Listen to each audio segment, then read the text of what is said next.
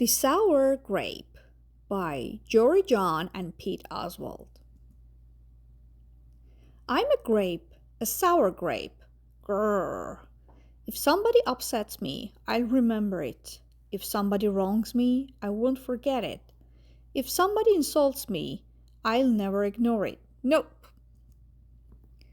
See that banana over there? That banana slipped and bumped into me.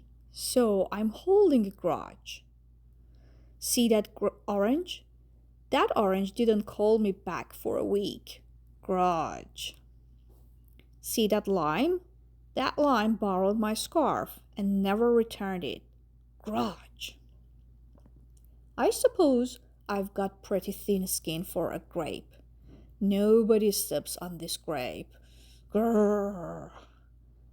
Granted, it wasn't always this way. I grew up in a close-knit bunch.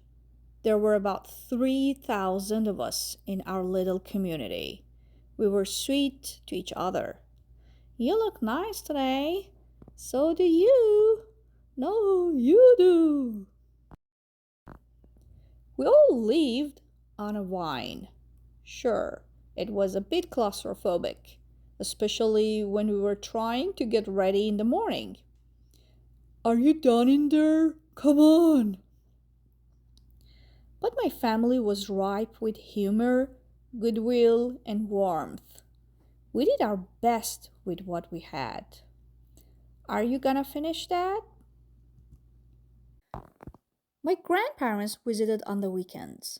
We'd stroll in the sun and they'd teach us what they knew. They said that it takes a bunch to raise a seed. They said that good grapes roll their own way in life, and told us to be kind, forgiving, considerate, and grateful. Or grateful, my grandpa said with a wink. Above all, no matter what life throws at you, and there will be a lot, try to stay sweet, my grandma said.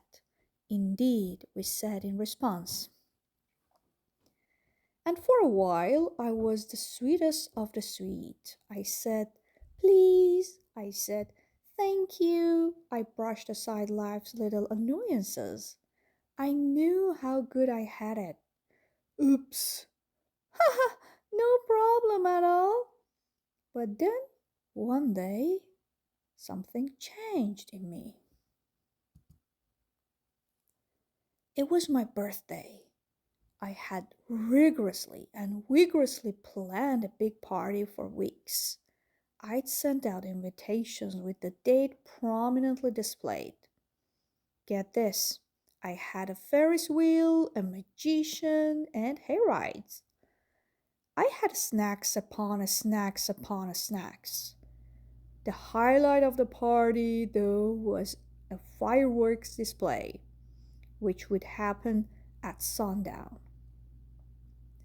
I stood out front and waited for folks to arrive. I had a gigantic smile on my face. I waited. Everybody was a little late, it seemed. No big deal, no big whoop, so I waited. A tumbleweed rolled by. A coyote howled in the distance. Ah, the sun sank behind the hills, and I waited. Nobody showed up, and I mean nobody. By the time the fireworks show started, with me as the sole spectator, I was scowling. I considered everybody I'd invited, and only one thought came to mind. Grudge, grudge, grudge, grudge, grudge.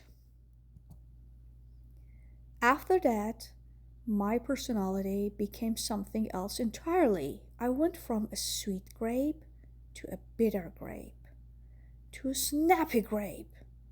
Who moved my chair? Finally, I became a sour grape. Grrr. I started holding minor grudges that eventually became major grudges. Why don't you watch where you're going? I scowled so much that my face got all squishy. You know what? Don't even bother calling me back. I took my grumpiness out on others. Are you ever going to return my scarf? And that's just how it's been. Day after day, week after week, month after month, grudge after grudge. But something happened recently that changed my thinking. I was getting ready to meet up with my friend Lenny, the only fellow I know who's as sour as I am. Lenny and I usually go to the park where we sit on a bench and rant about stuff. But just as I was heading out the door, I bumped my knee. Oof. After I bandaged myself up, I discovered I had a flat tire. Ugh. Then I missed the bus, and the next bus was late. Whoa. Finally, I got off at the wrong stop. By the time I arrived at the park, it was getting dark. Lenny was fuming and furious, with a frown and furrowed forehead. His face looked all squishy.